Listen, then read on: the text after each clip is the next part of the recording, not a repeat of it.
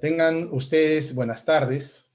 Mi nombre es José Enrique Velázquez, soy director general de seguimiento y evaluación del MIDIS y tendré hoy la labor de ser moderador de este evento. Les damos la bienvenida a una sesión más de miércoles de evidencia MIDIS. Un saludo especial a todas las personas que hoy nos acompañan y se encuentran conectadas vía Zoom.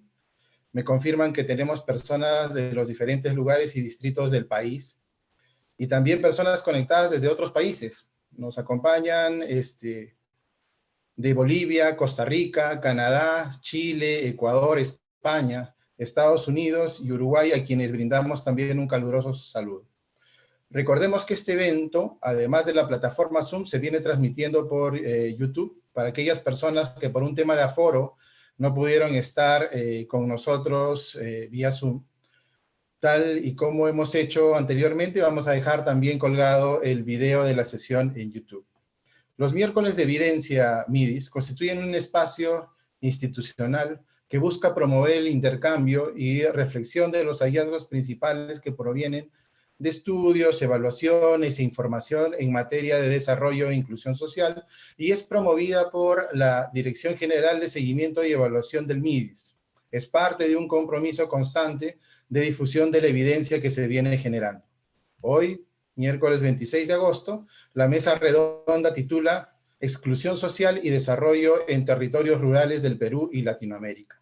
Sin más preámbulos, yo dejo con ustedes a la viceministra de Políticas y Evaluación Social, Claudia Benavides Vizcarra, quien brindará las palabras de inauguración del evento. Claudia, por favor.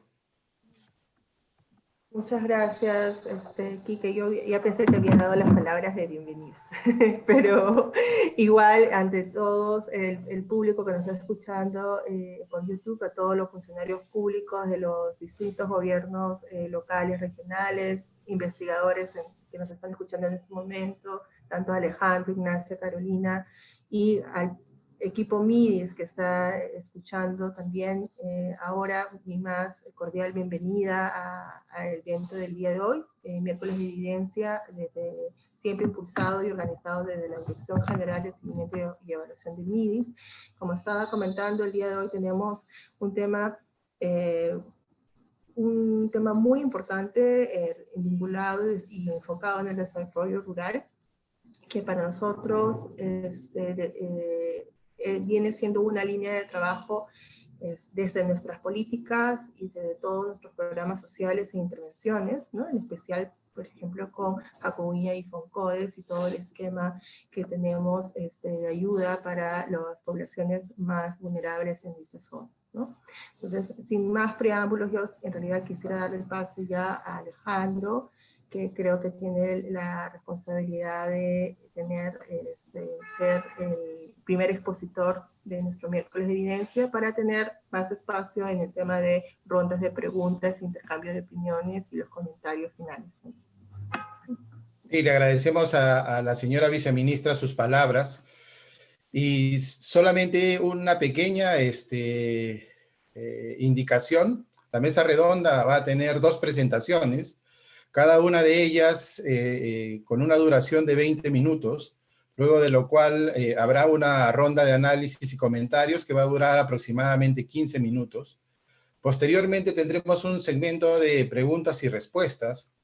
Los participantes podrán ir escribiendo sus preguntas a través de 2 modalidades que están presentes dentro de la plataforma Zoom. Una a través del chat, los invitamos a colocar sus preguntas a través del chat, y la otra en la sección de preguntas y respuestas que también está presente en la misma plataforma.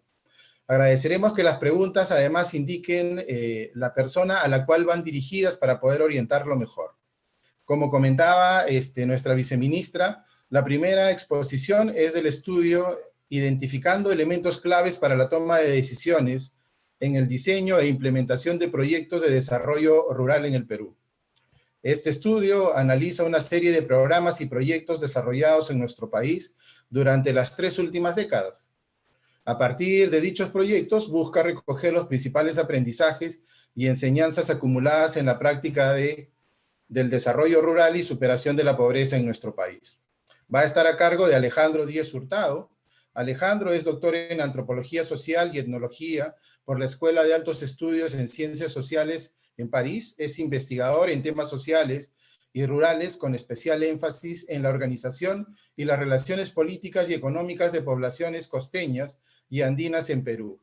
Ha trabajado en el Centro de Investigación y Promoción del Campesinado y desde el año 1996 se desempeña como docente y jefe del Departamento de Ciencias Sociales en la Pontificia Universidad Católica del Perú. Damos la bienvenida a Alejandro y lo dejamos frente al público. Con todos, un gusto estar con ustedes en esta, además en compañía de Ignacia y de Carolina en la mesa. Además, muchas gracias a José Enrique por la presentación. Voy a compartir pantalla para ver si pueden ver la pantalla, por favor. Sí. Perfecto. Ya. Colocar en modo presentación. No. Ok. El título es un tanto largo, pero lo que vamos a tratar de desarrollar es una especie de genealogía y aprendizajes a partir de una lectura de conjunto de proyectos de desarrollo desarrollado, un conjunto de proyectos de desarrollo desarrollados en el Perú a lo largo de las 2-3 últimas décadas, ¿no? La idea es aprovechar a partir de los casos, ¿no? Ver las lecciones que podemos aprender y cómo eso nos enseña algunas cosas respecto a qué tenemos que pensar para futuros y presentes proyectos de desarrollo rural en el Perú. Entonces, eso tuvo 3 componentes. Lo primero fue desarrollar una genealogía y una clasificación de proyectos. El segundo, sistematizar los proyectos de desarrollo de manera de ejemplo. Y tercero, establecer una guía para la toma de decisiones. Lo que voy a presentar ahora es una síntesis, ¿no? Que tiene los elementos generales y algunos de los elementos más importantes encontrados en el estudio, ¿no? Entonces, desarrollamos un análisis a partir de una docena de proyectos y programas desarrollados desde los años 90 en el Perú para recoger justamente estos elementos que podrían ser interesantes en base a 3 tipos de ejes distintos, ¿no? Uno es el objetivo del proyecto, el segundo es la metodología de transmisión de conocimientos y de activos, y el tercero es algunas modalidades de gestión del proyecto, ¿no? Entonces, hay todas 3 fases del producto, voy a pasar eso rápidamente. Bueno, lo que tenemos que pensar primero es que todos estos proyectos tienen que ser insertados en los contextos de transformación de la sociedad rural. O sea, en este lapso, en esos 30 años, han habido una serie de transformaciones que están todavía en curso, que marcan un espacio rural distinto, tanto en el Perú como en otros países de Latinoamérica y también en el mundo, ¿no? Entonces yo voy a detenerme sobre unos cuantos de estos elementos de situación, digamos, de proceso de transformación actual de la sociedad rural peruana. Lo primero es que las familias rurales son un agente de desarrollo distinto al que eran hace 30 años. Son unidades en promedio más pequeñas, un nivel educativo promedio también superior. Muchas de ellas viven en una situación que podría llamar de doble residencia. A nivel de la familia nuclear, algunos integrantes viven en el espacio rural, en diferentes partes del espacio rural, y otros en los espacios urbanos, ¿no? Lo segundo es que hay una expansión muy importante del mercado y las lógicas del mercado en los espacios rurales, tanto en términos de circulación de bienes y servicios, como en términos de los factores de producción, el trabajo, la transmisión de insumos para la producción, etcétera. O sea, digamos así, tenemos cada vez más un espacio rural que no es, digamos, tan autosuficiente como se suponía que era hace unas cuantas décadas, teniendo en cuenta que hace unas cuantas décadas también dependía en buena medida de la economía mayor. Lo tercero es que las familias rurales multiplican sus espacios y sus vías de generación de ingresos, y generan ingresos tanto en el espacio rural como en el espacio urbano, digámoslo así. Las estrategias económicas de reproducción familiar cubren un espacio económico y social más amplio que solo el ámbito rural, ¿no? Bueno, y estas familias se organizan para diferentes cosas, es decir, existe un espacio y un ámbito de la organización en el mundo rural, tiene que ver organización tanto para mejorar la producción, pero también para acceder a servicios, para defender recursos, para otros elementos. Entonces, una característica que podemos decir de la mayor parte de los proyectos analizados es que muchas veces bueno, muchos de los proyectos que hemos analizado se centran en brindar soluciones técnico-productivas para generar una mayor producción agropecuaria orientada a mercado. Eso es más o menos una parte de la tendencia de buena parte de los proyectos, lo vamos a ver después en el tiempo, ¿no? Lo segundo es que existe dentro de todo, a pesar que hay ejemplos que muestran, o contraejemplos que muestran lo contrario, la mayor parte de los proyectos piensan en el espacio rural como esencialmente agropecuario, ¿no? Y no necesariamente consideran esta situación móvil de la población. Bueno, y lo tercero es que existe un proceso significativo de defensa de derechos, es más visto como un problema que como un elemento a considerar en los proyectos. Bueno, en este tiempo de 30 años de proyectos, hemos tratado de ordenarlos de tal manera que tengamos una mirada amplia del proceso de aprendizaje entre estos proyectos. Entonces hemos hecho un ordenamiento cronológico, hemos tratado de encontrar cadenas de aprendizajes entre proyectos en torno a los objetivos, los paradigmas y la gestión. Y hemos tratado de luego clasificar un poco los proyectos, que es lo que vamos a desarrollar enseguida. Este es un esquema bastante simple en el tiempo de algunos de los proyectos analizados, ¿no? Entonces, esta genealogía comienza con varios de los aprendizajes sacados por el PRODERM. Es un programa bastante grande y de muy larga duración. Bueno, incorporamos también a Pronamax, que fue un importante programa del Estado. Luego, toda una secuencia de nuevos proyectos que van apareciendo a partir de la década del 90, ¿no? Como FEA, Sierra Productiva, Marenas, corredores, aliados, el corredor Cusco-Puno, Sierra Sur, Sierra Norte, los proyectos Michacra Productiva, Michacra Emprendedora y Jacu-Wiña. Y entonces uno puede ver que hay una especie de secuencia de proyectos y entre muchos de estos hay sinergias y aprendizajes. Algunos de los elementos han sido incorporados de unos proyectos a otros, aprendidos e incorporados. Este aprendizaje supone también, vamos a decir así, incorporar cosas nuevas supone dejar en el camino algunas otras cosas que se hacían antes y que a veces también se echan de menos, ¿no? Entonces, a la hora de clasificar los proyectos, consideramos cuatro grandes temas, cuatro grandes factores, ¿no? El primer gran factor es la orientación económica del resultado esperado, entendiendo que podemos encontrar como dos grandes opciones, ¿no? Uno es, por ejemplo, impulsar a los productores para que entren al mercado, ¿no? Y que tengan una inserción exitosa productiva y tengan la entrada al mercado de la producción como una medida de medio de vida que los saca de la pobreza. Y otra es que dediquemos a la lógica de aprovisionar y dar seguridad alimentaria a las familias, es decir, un proyecto que orienta más combate a la pobreza, ¿no? Desde el punto de vista del beneficiario principal, distinguimos entre dos tipos de polos, ¿no? Lo primero es a quién, bueno, distinguimos tipo de beneficiarios individuales o familiares de beneficiarios más bien colectivos. Por otro lado, a nivel de la transmisión de la asistencia técnica, hay que distinguir entre las diferentes modalidades que existen para la transmisión de conocimiento y de prácticas de los proyectos, desde asistencia técnica especializada y privada hacia metodologías de campesino a campesino entre pares, ¿no?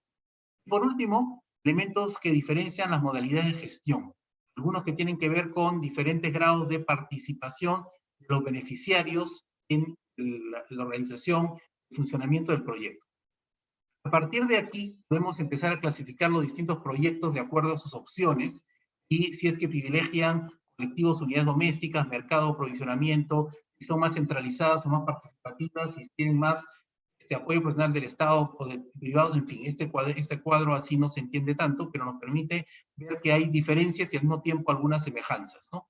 Lo más interesante es empezar a clasificar en esta lógica cómo con el tiempo los proyectos más se orientan a elegir beneficiarios como beneficiarios de las unidades domésticas antes que a los colectivos.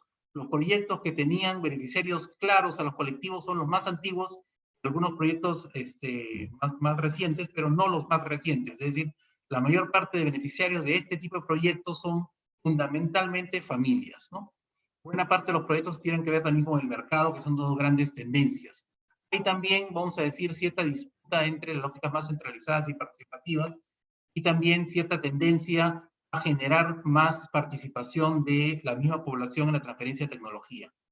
Entonces, a este nivel podemos ver en este esquema como por ejemplo Haku Wiñay es un proyecto más híbrido frente a Pronamach, que es un proyecto que privilegiaba más un beneficiario colectivo y una transmisión de conocimiento beneficiario colectivo y transmisión orientada más a mantener el espacio antes que la producción, frente a otros proyectos como FEAS y Marenas que más bien se orientan a generar ingreso familiar y organizarse más hacia el mercado.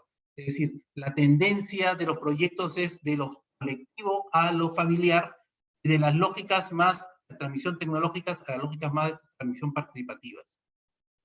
Eso lo podemos ver también en este espacio, en la lógica de que cada vez FEAS, Marenas, Sierra Sur, Sierra Norte, Chacra Productiva, Wiñay, desarrollan proyectos orientados más que involucran la participación en la gestión de los involucrados, de los beneficiarios, frente a otros proyectos que más bien centralizan las lógicas de la transmisión de conocimientos y el control.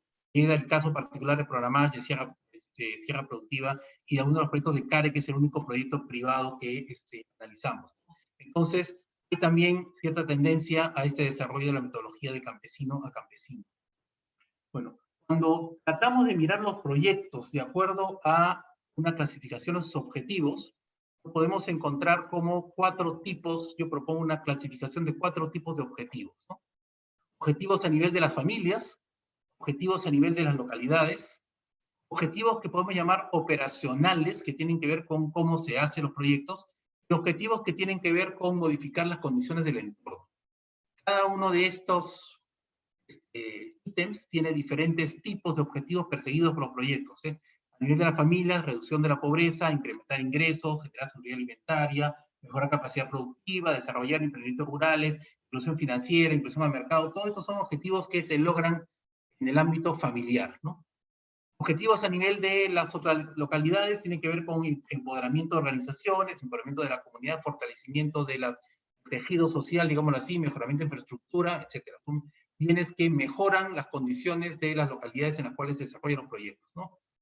Objetivos operacionales tienen que ver con la administración directa de los recursos, la asistencia técnica, la introducción de tecnologías, las metodologías de concurso, la tecnología de bajos costos. Todos estos son objetivos que se han ido introduciendo en la dinámica también de los proyectos. Por último, hay una serie de objetivos que tienen que ver con transformar el entorno, conservar recursos naturales, revalorizar activos culturales, mejorar la equidad de género, generar corredores económicos, generar mercado de asistencia técnica. Todos son objetivos que están fuera de la familia y de la organización, tienen que ver con el entorno en el que se desenvuelve el desarrollo. Entonces, si tratamos de mirarlo desde la lógica un poco más comprensiva de los proyectos y de sus impactos generales, podemos pensar que los proyectos siguen 3 grandes tipos de objetivos vinculados a la transformación del espacio rural. Una primera es una lógica de acumulación familiar, o sea, siguen mejorar las condiciones de vida de las familias, mejorar sus activos, sus ingresos, sus condiciones de reproducción en general. Otro elemento distinto es generar una lógica de desarrollo comunal. Eso tiene que ver con organización, fortalecimiento organizacional, pero también con infraestructura y obra pública.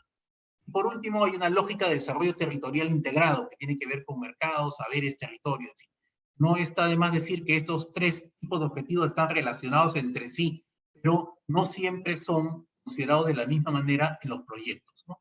Entonces, todo esto tiene que ver además con una lógica de para qué queremos los proyectos, cuál es el objetivo final del proyecto.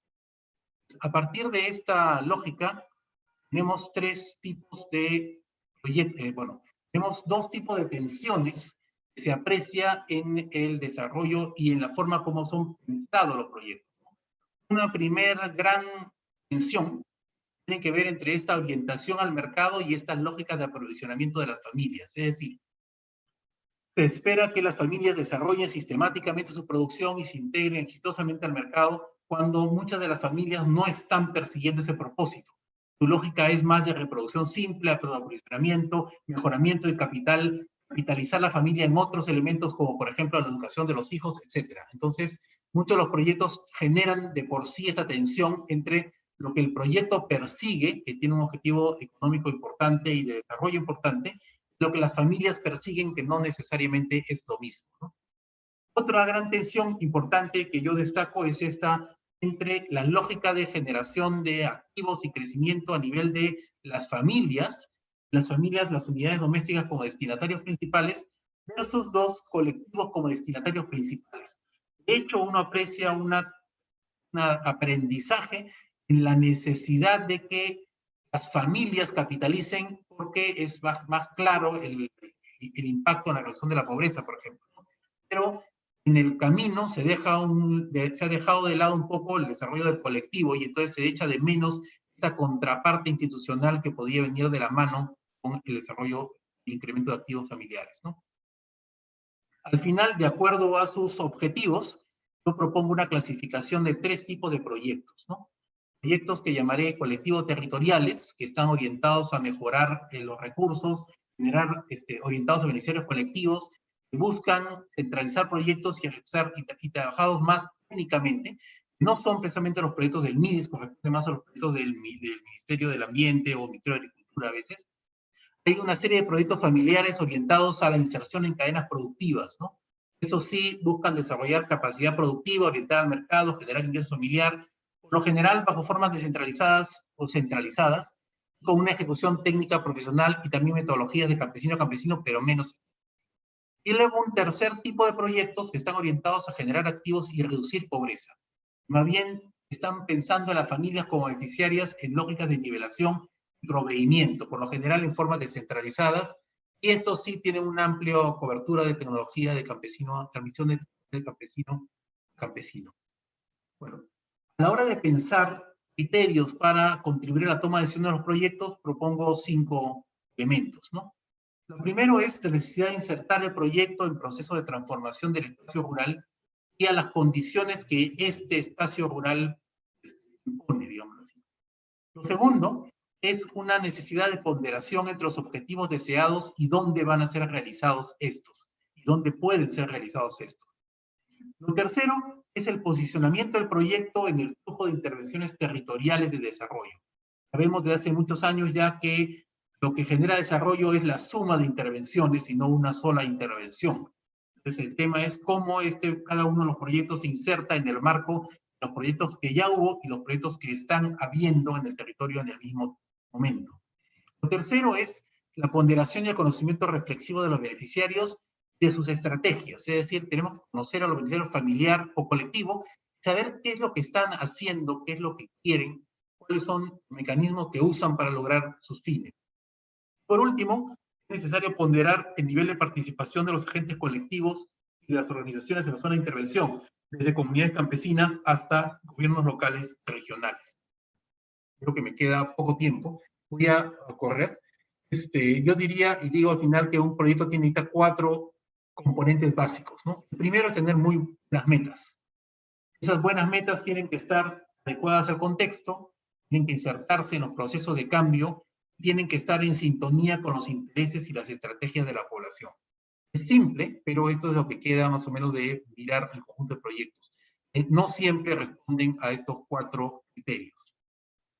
Entonces, a partir de ahí, propongo 6 recomendaciones simples, ¿no? La primera es la necesidad de un diagnóstico dinámico. O sea, los proyectos suelen tener un diagnóstico, pero lo importante no es solamente mirar cómo están las cosas, sino mirar cómo están cambiando las cosas y con qué rapidez.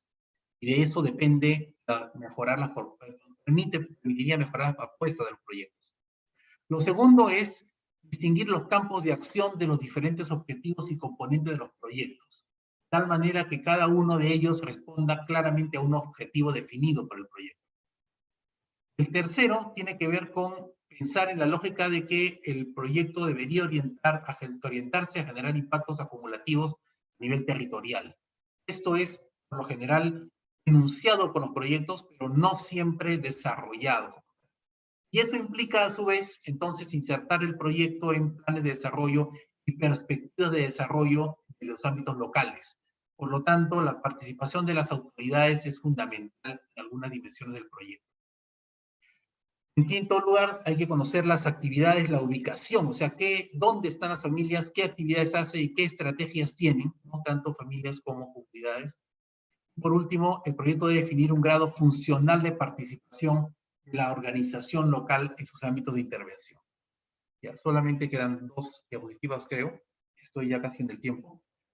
propongo unos cuantos temas de reflexión y discusión mayor que aparecen al final de la discusión del documento con expertos y con funcionarios del MIDIS, ¿no? O sea, hay que preguntarnos qué estamos entendiendo por desarrollo. El tema es bastante amplio y no todos los proyectos entienden necesariamente lo mismo.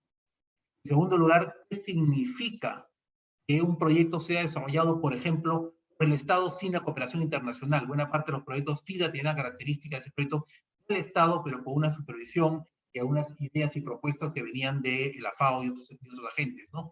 Entonces, ¿cuál es la configuración actual de los agentes de desarrollo en el marco global? Es también importante, un tema importante a considerar. No voy a analizar este punto, pero ha habido claramente un cambio en ello. Bueno, otra pregunta que nos podemos plantear es si es que territorios diferentes imponen o deberían imponer también proyectos iguales o diferentes. Eso es parte de lo no siempre está discutido. Entonces, tenemos algunos programas que se aplican de manera adaptada a diferentes territorios y eso sí supone un costo y una pérdida en la evaluación o una riqueza dependiendo de cómo se responde. Bueno, hay toda una lógica, hay una pregunta que tenemos que plantearnos respecto a los proyectos, ¿no? ¿Hay que mantener y generar continuidad o tenemos que introducir elementos de innovación? Lo que uno siente a la hora de realizar los proyectos es que hubo un momento de innovación a los años 90, que eso como que se estancó en la vuelta del siglo y hay menos innovación en los proyectos posteriores. O sea, hay pocas cosas nuevas que se incorporan, ¿no? Bueno, hay una serie de temas que tienen que ver con la lógica de ampliación de los proyectos, ¿no? Una primera es que los proyectos y el desarrollo ahora se desenvuelven en lógicas de red. Entonces, eso implica o debería implicar vínculos intersectoriales e interinstitucionales que no siempre se dan. Muchos de los proyectos están cada uno en su ministerio y no dialogan necesariamente unos con otros, ¿no? Un segundo elemento de reflexión es cuál es el lugar de la infraestructura en los proyectos, ¿no? Por lo general, cada proyecto de infraestructura aparece como desligado de otros proyectos y no necesariamente se dialoga. Yo creo que debería haber una integración mayor entre las lógicas de infraestructura y la lógica de los proyectos de desarrollo rural. Entonces, necesitamos generar una especie de triángulo y diálogo entre lo que son las políticas públicas, los planes de desarrollo territorial y los proyectos de desarrollo específicos. Eso significa que hay configuraciones distintas de proyectos en los espacios locales, ¿no? Bueno, por último, hay todo un tema por discutir sobre la forma de participación de los proyectos, cuál es el lugar de los colectivos y las organizaciones, cuál es el lugar de las instancias de gobierno, cuántos niveles de participación debería haber. Al respecto, hay un problema de capacidad importante que se nota en la última década en lo que es la organización del espacio rural, que ha sufrido, digámoslo así, una erosión en el tiempo y que demuestra una más baja capacidad que la que demostró hace unas décadas. Muchas gracias. Muchas gracias, Alejandro, por la presentación y ceñirte al tiempo requerido. A continuación tendremos la presentación del segundo tema, que titula Lo rural desde lo territorial y la exclusión social en territorios rurales en Latinoamérica. Este estudio se concentra principalmente en dos capítulos del documento de proyecto Enfoque Territorial y Análisis Dinámico de la Ruralidad, Alcances y Límites para el Diseño de Políticas de Desarrollo Rural Innovadoras en América Latina y el Caribe de la CEPAL. El capítulo 3, Análisis de lo rural desde lo territorial, y el capítulo 4, Exclusión social en territorios rurales, intersección de desigualdades en individuos. Esta presentación estará a cargo de Ignacia Fernández Gatica, doctora en Sociología y magíster en Ciencia Política. Ignacia es especialista en políticas públicas, política social, descentralización y desarrollo territorial. Fue asesora de la Dirección de Presupuestos del Ministerio de Hacienda y jefa de la División de Políticas y Estudios de la Subsecretaría de Desarrollo Regional del Ministerio del Interior en Chile. Actualmente es directora ejecutiva en el Centro Latinoamericano para el Desarrollo Rural e investigadora principal de la misma institución. Además, es docente de la Maestría en Gestión y Políticas Públicas de la Universidad de Chile. Le damos la bienvenida a Ignacia y la dejamos para la presentación. Muchas gracias, José Enrique. Buenas tardes a todas y a todas. Un gusto, muchas gracias por la invitación. Verdaderamente un placer poder compartir con ustedes hoy día. Como decía José Enrique, parte de las reflexiones que hicimos con algunos colegas, con Juan Fernández, con Isidro Zuluaga, en lo que terminó siendo este documento que publicamos con la CEPAL, revisando un poco los conceptos, las ideas de desarrollo territorial que RIMIS viene trabajando hace ya bastantes años, al menos hace 15 años que esta es una línea de trabajo central en RIMIS y en la discusión que ha querido aportar a la discusión sobre el desarrollo territorial rural en América Latina. Entonces, sin más y en aras del tiempo, yo quisiera, bueno, hay varios puntos de coincidencia, esto siempre pasa cuando uno pone segundo, ¿no? Que empieza a encontrar puntos de coincidencia con quienes lo anteceden y a veces como algunas ganas de modificar en parte la presentación en lógica de ir generando un mayor diálogo, sobre todo pensando en las últimas reflexiones que hacía Alejandro en su presentación a partir del análisis de proyecto. Voy a ir avanzando hacia allá, pero parto con algunas ideas más generales, muy brevemente, porque estamos aquí en un contexto de conversación y diálogo justamente sobre lo rural, ¿eh? Entonces voy a partir por algunas cosas que me parece que son bastante entendidas y conocidas por nosotros, pero que de todas maneras me parece relevante poner un poco sobre la mesa, en el sentido de la importancia que tiene modificar los idearios o las imágenes más tradicionales de lo rural, que diría yo que son fundamentalmente dos. Una, esta idea de lo rural opuesto, por oposición a lo urbano, digamos, como todo lo que no es moderno, lo que no es desarrollado, lo que es más bien, y por lo tanto, atrasado, tradicional, agrícola, resistente a los cambios. Y hay otro imaginario que es distinto, que no opone modernidad y retraso, sino que más bien que tiene esta idea de lo rural como lo tranquilo, lo protegido, el espacio más libre de las exigencias que pone la ciudad. En varios países de la región con una alta proliferación de segundas viviendas que compiten con el espacio de lo rural con la agricultura, pero en el fondo sobre la base de este imaginario medio bucólico y paradisíaco de la ruralidad, que nada se condice, ninguno de los dos imaginarios, con una realidad mucho más compleja y atravesada ciertamente por una serie de transformaciones que definen un espacio o una ruralidad donde yo diría que al menos hay dos o tres cosas que vale la pena tener en consideración para efectos de esta conversación. La primera es la evidente diversificación de las actividades económicas, ¿no? Una serie de actividades distintas de lo agrícola que ganan terreno y espacio en condiciones normales, probablemente más que en estas de la pandemia, pero que han ido instalándose en las últimas décadas como un espacio importante también desde la ruralidad. Ciertamente, y esto yo diría que es un espacio totalmente ganado en los temas, en los estudios sobre ruralidad y que ya prácticamente nadie discute, con fuertes vínculos e interacciones con lo urbano.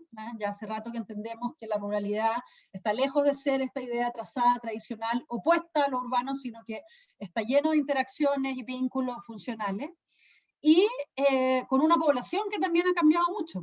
Y sobre todo vamos a ver ahora algunos temas sobre población más joven, mucho más cercanamente culturalmente a paradigmas urbanos, que se mueve con mucho mayor facilidad, tanto simbólica como física, entre lo urbano y lo rural, de lo que se movían las generaciones rurales anteriores.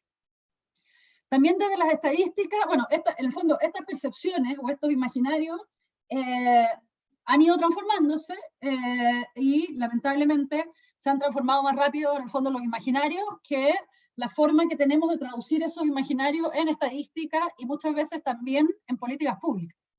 En estadística todavía estamos mandatados un poco por esta imagen de lo rural como el resto, ¿no?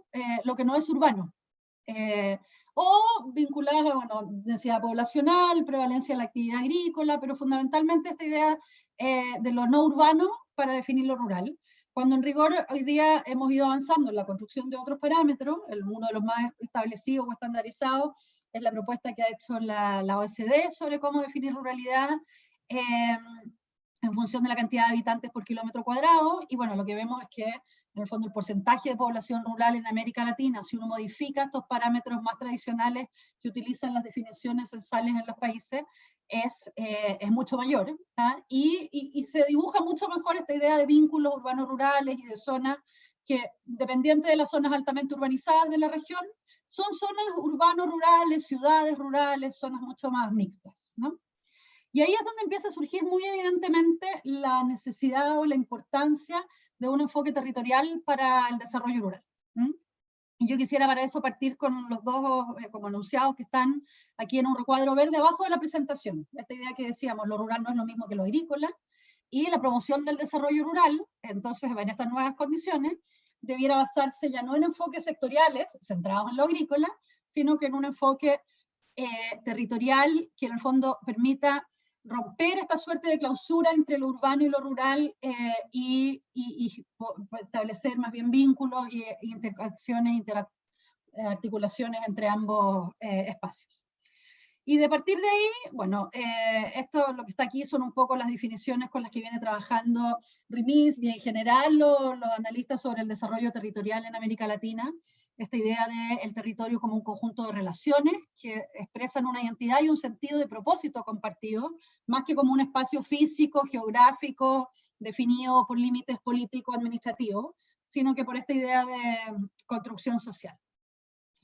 Voy a avanzar un poco más rápido para efectos de profundizar un poco en algunas de las ideas del documento de trabajo sobre la que se basa esta presentación, que tienen que ver con cómo podemos traducir esta idea, porque a ver, ya llevamos un periodo relativamente largo de tiempo con el DTR, el enfoque de desarrollo territorial rural, como un enfoque, yo diría que crecientemente predominante, al menos como inspiración, no necesariamente en los hechos las políticas operan con este enfoque, pero al menos como inspiración, como respuesta a una serie de estrategias que se desplegaron en las décadas anteriores y que estaban mostrando tener resultados bastante eficientes en términos de sus posibilidades de superar la pobreza rural y de ser adecuadas en fondo para cambios evidentes y transformaciones evidentes en las sociedades rurales, cambios en el sentido de lo que ya señalaba muy brevemente,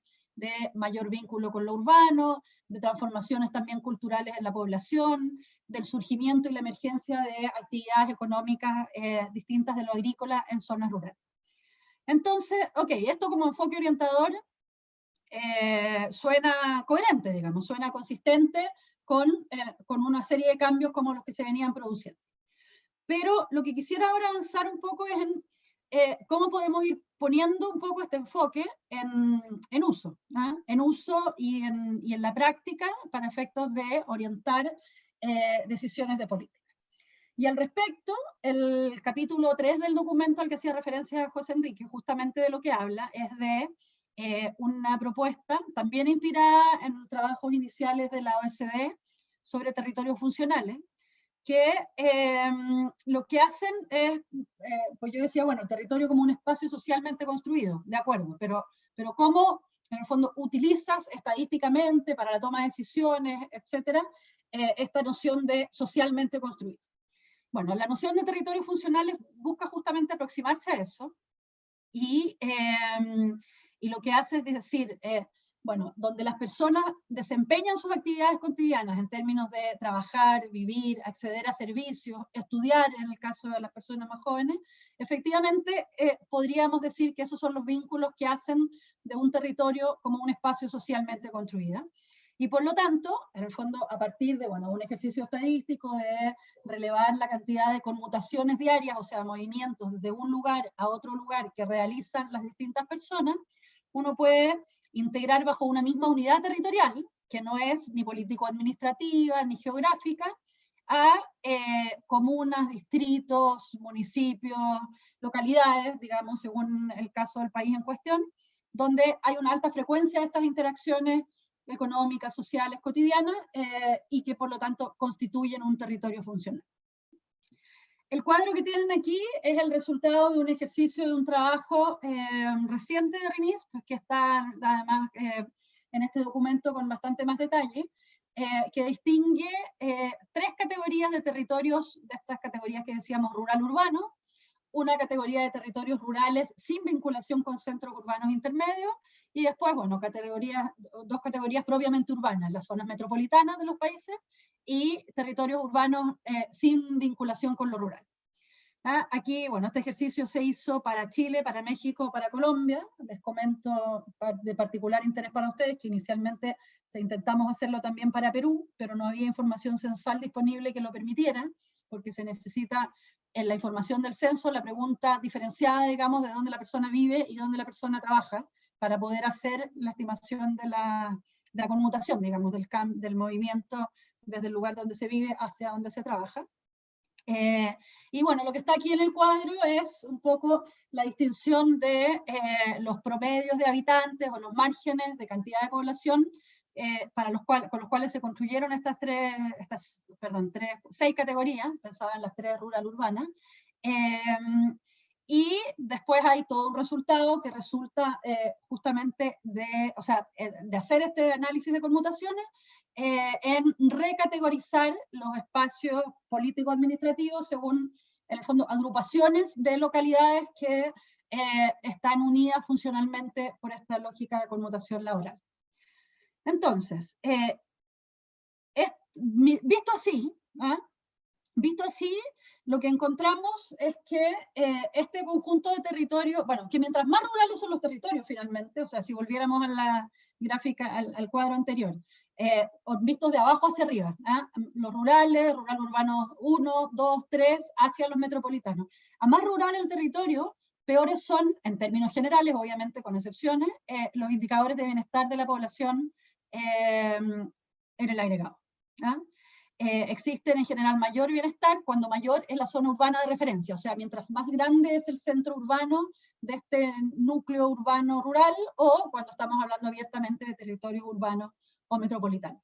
Estos son resultados de un estudio sobre trampas de pobreza y desigualdad del año 2016, que justamente trabaja sobre esta lógica de territorios funcionales para, en el fondo, indagar por qué hay un conjunto de territorios que persiste permanentemente en esta situación de rezago, que los autores le llaman trampas de pobreza, y encuentran, entre otras cuestiones importantes, bueno, además de lo que decíamos, ¿no?, de que la ruralidad es factor de peor acceso al bienestar, y aquí es donde me interesa ir avanzando a continuación en la presentación, que una parte importante de esas brechas, de ese menor bienestar, de esas desigualdades, está determinado por el territorio. Porque uno podría decir, bueno, en el fondo está determinado por la actividad económica, está determinado por el tipo de actividades en las que desempeñan las personas que viven ahí, por su nivel de escolaridad, por los activos propios de los individuos, de los hogares. En una parte importante sí, ciertamente, al menos en el 50% de la explicación, digamos, pero según en qué país y en qué territorio, al menos entre el 30 y el 50% de esa desigualdad, de esa falta de acceso a oportunidades, se explica por el territorio. Entonces, aquí quisiera pasar un poco a la segunda parte del argumento que me interesaba compartir hoy día con ustedes, que es cómo distintos grupos sociales se ven afectados efectivamente por estas desigualdades territoriales, porque nosotros estamos acostumbrados, y Alejandro lo decía un poco en su presentación al revisar la trayectoria de proyectos, cada vez más además, a que los proyectos pongan el foco fundamentalmente en las unidades domésticas, ¿cierto?, en hogares, en estos son proyectos de desarrollo rural incluso, pero cuando miramos en el fondo el conjunto de intervenciones dirigidas a grupos en situación de pobreza o de vulnerabilidad, bueno, el foco tiende a estar puesto, como decimos, en la situación de individuos, o en el mejor de los casos de hogares, y si es que pequeñas comunidades, pero muchas veces prescindiendo del contexto territorial en que esas condiciones ocurren. Y aquí justamente lo que yo quiero señalar es que el territorio sí es una fuente importante para explicar en el fondo por qué determinados grupos sociales son más vulnerables y tienen más dificultades para el desarrollo que otros. Y bueno, y estas brechas se incrementan además en contextos de crisis socioeconómicas como la que estamos atravesando en la actualidad. Voy a hacer una breve referencia a los dos casos sobre los que más hemos trabajado en REMIS, que es la situación, dos casos, quiero decir, dos grupos particularmente vulnerables, que son las mujeres rurales y los jóvenes rurales. En el caso de las mujeres rurales, hace algunos años, en el año 2015, nosotros publicamos un informe que miraba justamente este tema de género y territorio, y que hace un poco el mismo análisis que presentábamos recién a propósito del trabajo de Bevington sobre brechas territoriales, para hablar de oportunidades de bienestar en general, para explicar la situación de las mujeres en términos de sus posibilidades de acceder a una autonomía económica, ¿no? O sea, de generar ingresos y recursos independientes o en igualdad de condiciones que los hombres a través del acceso al trabajo remunerado o por cuenta propia. ¿Cuál es ese mismo análisis? El mismo análisis lo que busca es, en el fondo, tratar de ponderar qué parte de la explicación de las brechas que evidentemente existen, no me voy a detener ahora aquí a mostrar las brechas que conocemos entre hombres y mujeres en materia de autonomía económica, las explica el territorio, y qué parte de las brechas las explican otras variables como las que decíamos, ¿no? Los años de escolaridad, la capacitación laboral, el tipo de actividad económica en la que se desarrolla, la existencia o no de un lugar para el cuidado de los niños, donde dejar, o sea, bienes y servicios públicos, etc. Aunque eso ya muchos de esos son más territoriales. Entonces, lo que muestran estos análisis es que evidentemente el efecto del territorio sí es estadísticamente significativo para explicar las desigualdades entre la autonomía económica de hombres y mujeres. ¿Ah? Pero al mismo tiempo que sí existen, en el fondo, bueno, que el territorio es una dimensión importante a considerar, y por otra parte que hay territorios que ofrecen abiertamente más oportunidades que otros a las mujeres para ampliar esas posibilidades de mayor autonomía. Hay varias razones por las cuales un territorio, o sea, varios factores vinculados a la dinámica de los territorios que explican por qué, aún en contexto, estamos hablando siempre en el marco de territorios rurales o rural-urbanos, y por lo tanto territorios que en términos como generales presentan más restricciones y más dificultades que los territorios urbanos o metropolitanos, pero aún en contextos de territorios rurales generan mayores o menores oportunidades. Voy a volver sobre esto hacia el final de la presentación en vez de detenerme ahora porque el tiempo va avanzando, para hacer una breve referencia al tema de juventud, ¿no? Y después retomo con jóvenes y mujeres hacia el final. En materia de juventud, aquí un poco la línea de análisis que nosotros hemos venido desarrollando, lo que hace es tratar de poner en perspectiva como la doble dimensión en el fondo. Por un lado, cuando uno compara en términos de años de escolaridad, sobre todo en temas de escolaridad, pero no solo, a los jóvenes con los adultos rurales, lo que encontramos son brechas muy favorables a los jóvenes. Son jóvenes mucho mejor preparados y probablemente la generación mejor preparada que ninguna de las generaciones previas en términos de sus posibilidades potenciales de generación de ingresos, etc. No obstante, enfrentan una serie de restricciones, tanto respecto de los adultos rurales en términos de posibilidades de acceso a la tierra, a activos productivos, a apoyo en formación y capacitación, etc. Y enfrentan además muchas brechas respecto de los jóvenes urbanos, ¿no? Entonces, si bien los jóvenes en general enfrentan peores condiciones que los adultos para efectos, en términos laborales estamos hablando fundamentalmente, los jóvenes rurales respecto de los urbanos están aún en peor situación relativa. Y bueno, esta es un poco la idea que queremos mostrar en esta gráfica que está aquí, ¿no? En el fondo, cómo revertir esta idea de jóvenes rurales como un grupo en situación de exclusión, que está migrando hacia las ciudades, abandonando la actividad agrícola, buscando otras oportunidades laborales, a los jóvenes rurales como un agente de cambio, aprovechando todo este potencial al que hacíamos referencia, que implica, por lo tanto, poner en juego las capacidades de estos propios jóvenes con los contextos y las dinámicas territoriales, porque en el fondo, cuando hablamos de jóvenes rurales como agentes de cambio, no estamos pensando única ni exclusivamente en las oportunidades que ellos generan para los propios jóvenes en términos de su inclusión económica, sino que las oportunidades que ellos generan para el territorio en términos del desarrollo del mismo. Y ahora quiero hacer una breve referencia para ir cerrando, siguiendo un poco con esta línea de cómo los grupos vulnerables se ven particularmente afectados por dinámicas territoriales adversas, en el contexto de, bueno, del proceso que hoy día atravesamos, de la pandemia y de la urgente necesidad de comenzar a pensar en estrategias de reactivación.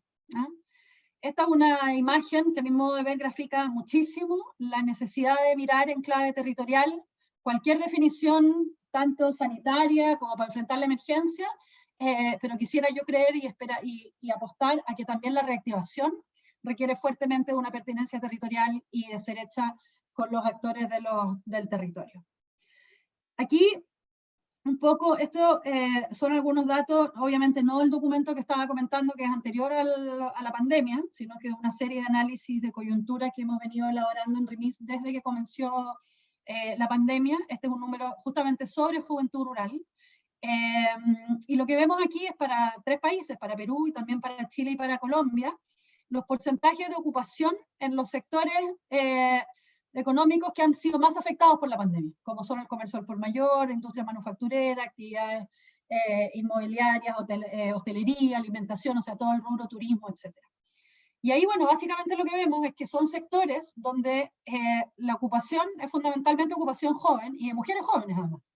Entonces, estas son cifras pre-pandemia, pero es de esperar que si justamente los lugares donde más se ocupan los jóvenes y las mujeres jóvenes, el impacto que tenga en términos de su ocupación por crisis en la juventud y en las mujeres, la pandemia sea aún mayor que para, por ejemplo, los hombres adultos, que el espacio difiere en los países, pero en el caso de Colombia menos del 30% está ocupado en estas actividades que son las que se están viendo más afectadas. Yo quería poner solo una lámina general para introducir el tema COVID a esta reflexión. Cuando uno va mirando los análisis por países, efectivamente ya hay mucha evidencia de cómo las mujeres y los jóvenes están siendo particularmente afectados en términos de su incorporación laboral a la pandemia, producto de la pandemia. Pero la pregunta entonces es un poco desde qué perspectiva el territorio es una dimensión relevante en condiciones normales y para efectos de la post-crisis y la reactivación, sin lugar a dudas. Y aquí, este es un ejemplo puesto con foco en las mujeres, pero podríamos hacer exactamente el mismo análisis con foco en los jóvenes y en otros grupos vulnerables. Y básicamente lo que hace la invitación un poco que está detrás de este análisis es la necesidad de atender, como he estado tratando de reforzar a lo largo de esta presentación, la necesaria interacción entre, en este caso, género y territorio, o entre juventud y territorio, en el fondo, entre la situación de un grupo social, socioeconómico en particular, y las condiciones territoriales que afectan las posibilidades de ese grupo en particular. ¿Y qué quiere decir atender? Quiere decir, básicamente, pensar un poco en lo que Alejandro hablaba sobre como el flujo de intervenciones territoriales superpuestas con intervenciones centradas en hogares, en individuos, pero pensarlas efectivamente de manera integrada y articulada. Ya estáis, soy totalmente sobre el tiempo y me habían pedido una reflexión final justamente sobre este último punto, que son los temas de articulación. Es un tema que ciertamente no podemos tratar en el menos de un minuto que me queda, porque es un tema súper complejo y sobre el cual tenemos más desafíos y dudas que soluciones. Tenemos, bueno, hay mucha experiencia en la región sobre esfuerzos muy frustrados de articulación. También, por suerte, hay algunos esfuerzos más optimistas y que generan alguna mirada como de luz positiva hacia adelante.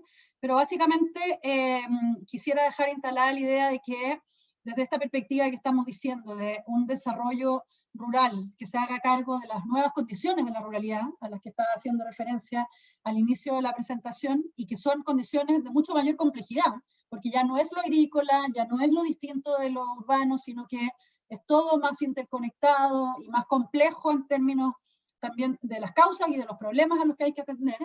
El desafío de la coordinación y la articulación es totalmente necesario, independiente de las dificultades en la práctica que tengamos para llevarlos adelante, desde la perspectiva esta de combinar estrategias centradas en individuos, estrategias centradas en hogares, con intervenciones con foco en el territorio que complementen y que generen un poco esta base de activos y posibilidades para el despliegue de las posibilidades y la superación de la vulnerabilidad y de la pobreza de los individuos y de los grupos en situación de mayor vulnerabilidad.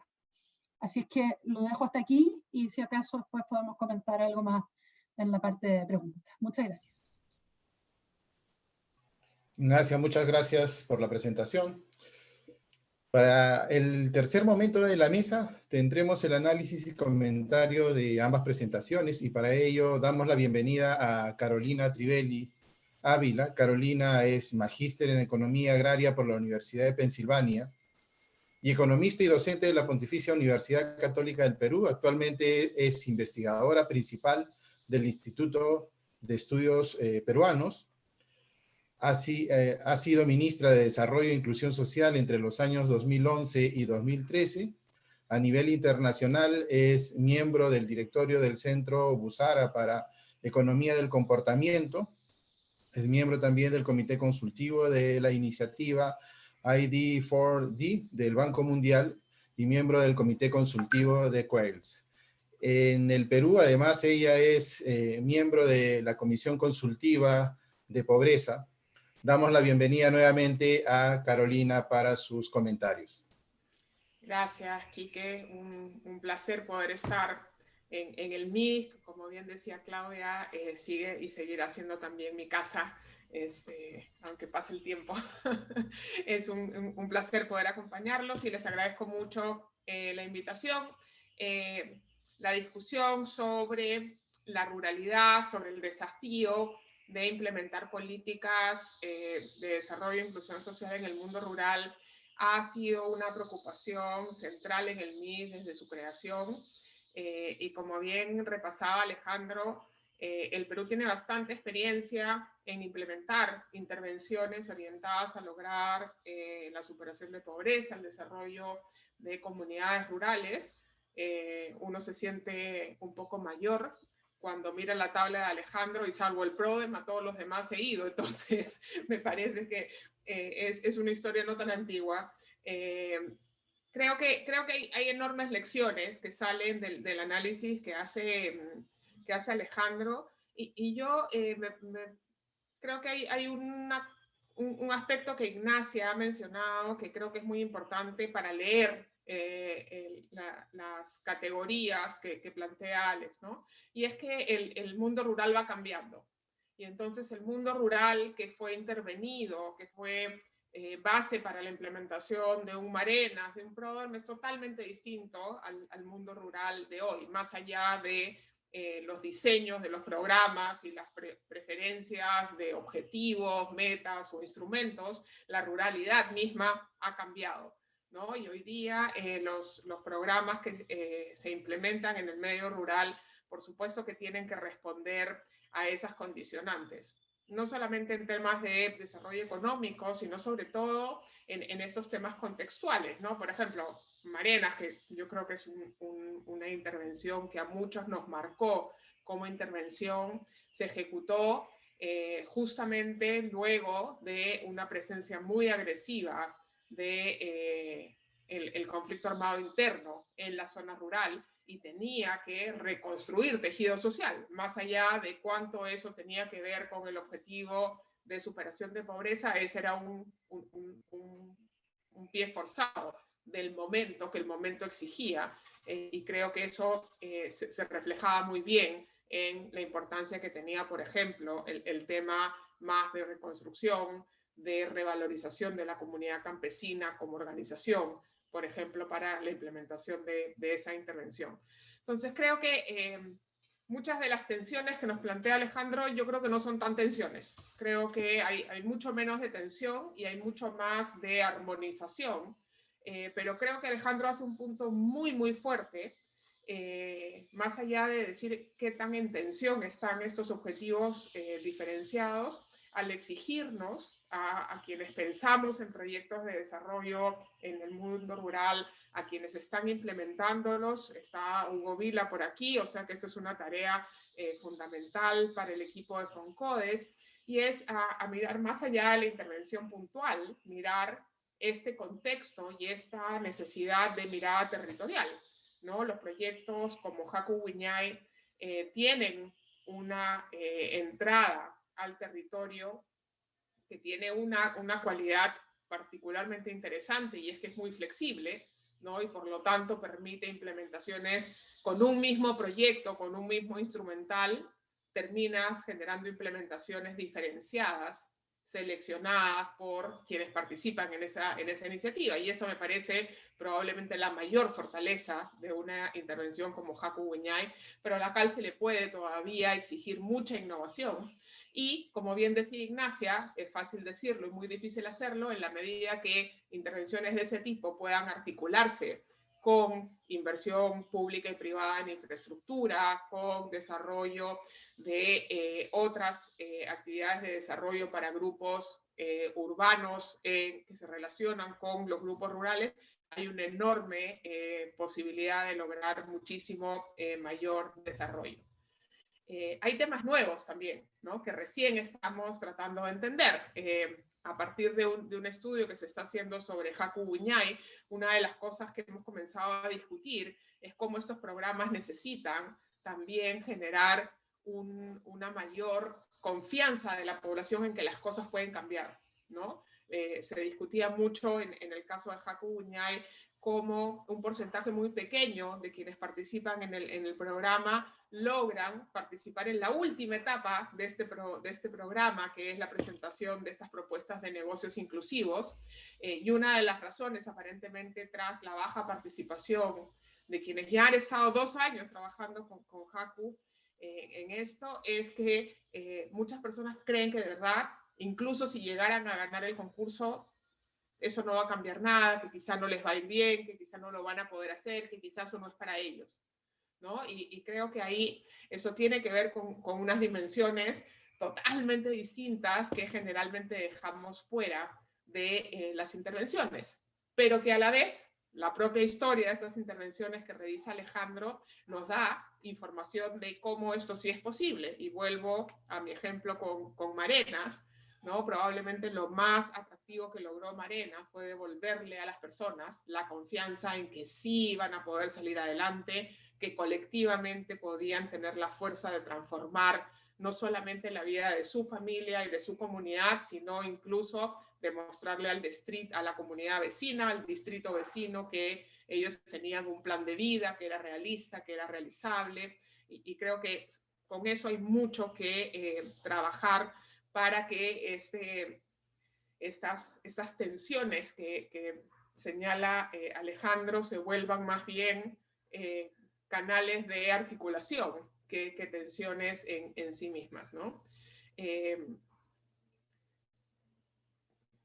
Dicho esto, quiero, antes de pasar a hablar de lo que ha presentado Ignacia, quiero contarles que ayer me tocaba dictar clase en la Universidad del Pacífico en un programa de gestión pública y la clase tenía que hacer un ejemplo de cómo se diseña e implementa una política pública, ¿no? Y había que usar un ejemplo y usé Haku Wiñay, que es mi ejemplo favorito, que tiene montones de desafíos, pero que puede mostrar una narrativa importante de cómo implementar, ¿no? Cómo partir de una idea que recoge a su vez lecciones de muchos proyectos anteriores, como bien señalaba Alejandro, pero que puede armar una propuesta de intervención que tiene flexibilidad y que responde a este desafío que bien planteaba Alejandro de tener flexibilidad para hacerlo adaptable, pertinente a distintos contextos, ¿no? Creo que ahí todavía estamos desaprovechando el enorme potencial de esa lección, ¿no? Sabemos que se puede hacer y creo que tenemos una oportunidad enorme, y voy a hablar de eso al final en el marco de los enormes desafíos que nos abre la situación de la COVID en nuestros territorios rurales. Ignacia nos trae la visión más amplia y nos obliga a retomar una discusión que en el Perú siempre tratamos de poner y después terminamos evadiendo, que es en realidad cuál es el mundo rural en el Perú hoy día, ¿no? Y claramente es un mundo rural relacionado con lo urbano, es un mundo altamente dinámico. Alex decía doble residencia, pero en realidad más que doble residencia solamente es esta movilidad continua, ¿no? La gente va y viene, los chicos jóvenes van a la secundaria, en la cabecera del distrito, regresan un tiempo a trabajar, después en épocas determinadas la familia entera se traslada, después regresan unos tíos, ¿no? Y hay una articulación en el territorio, ¿no? Y una movilidad de las personas, de los recursos, de las fuentes de ingreso, que no conocemos del todo bien. En el MIDIS han habido varios intentos de generar categorías más bien funcionales, como presentaba Ignacia, y seguimos en esa brega para encontrar cómo definir el espacio rural de mejor manera para que aquellas intervenciones que se diseñan realmente capturen estas dinámicas y puedan tomar ventaja de ellas, ¿no? Porque seguimos diseñando intervenciones como que el mundo rural es estático y está marcado por algunas condicionantes del territorio que hoy día probablemente son bastante más flexibles y móviles. Haciendo una revisión del gasto orientado a la reducción de pobreza rural en el Perú, Ignacia ahora decía, sí, hay que salir un poco de lo sectorial. Bueno, en el Perú, en lo que se hace hoy día desde el sector público orientado a reducción de pobreza rural, prácticamente no hay presencia sectorial distinta a la del MIDIS. El MIDIS es el actor sectorial, ¿no? Y entonces creo que hay que tomar ventaja de que sea el Ministerio de Desarrollo e Inclusión Social el más presente, porque eso le da la capacidad no solamente de hacer acciones más interesantes, articuladas en su interior, sino que marcar la pauta y el llamado a los otros sectores, ¿no? Entonces creo que hay este liderazgo que por defecto ha ido ganando el MIDIS en el mundo rural, puede ser una oportunidad muy interesante de que sea justamente el MIDIS el actor central en estos territorios funcionales, pero que logre capturar no esta mirada estática de la ruralidad, de la ruralidad como agrícola, la ruralidad como atraso y la ruralidad como aislamiento, sino justamente esa otra mirada, la ruralidad como diversificación, como dinamismo, como movilidad. Y creo que ahí hay una oportunidad enorme para aprovechar el liderazgo que tiene hoy día el MIDIS. Hay esfuerzos interesantes de capturar eso utilizando la data peruana. Con Jonathan Clausen hicimos el año pasado una propuesta de cómo medir pobreza multidimensional en el mundo rural peruano, que ahí hay esta idea de capturar, ¿no? Medios de vida, incluso en el marco de las discusiones sobre pobreza multidimensional, abre una ruta interesante.